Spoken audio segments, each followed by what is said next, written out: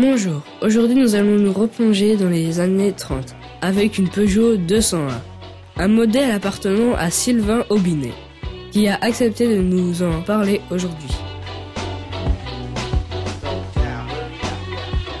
C'est une auto de 1930, c'est une Peugeot 201. C'est un 4 cylindres de 800 cm3 qui doit développer à peu près 30 chevaux. Voilà, une vitesse de pointe de maximum 50 km/h.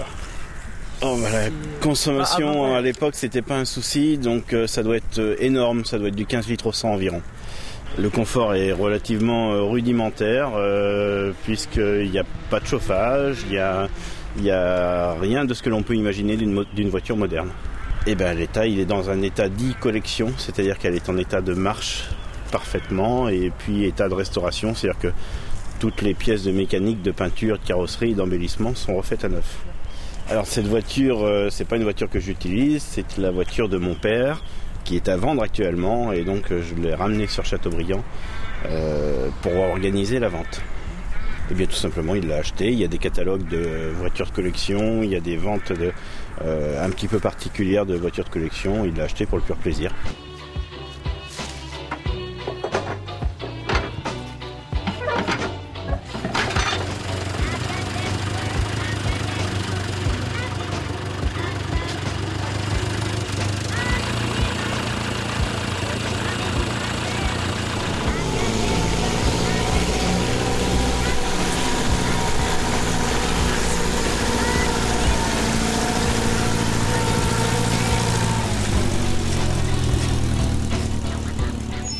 Une des spécificités pour l'époque était d'avoir des boulons uniquement pour les roues gauche et droite, puisque le sens de vissage n'était pas le même.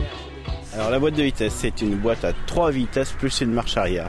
Et tout est inversé, c'est-à-dire que la première est en bas à droite, la deuxième est en haut à gauche, et la troisième en bas à gauche. La pédale de frein est à droite, l'accélérateur est au milieu et la pédale d'embrayage à gauche.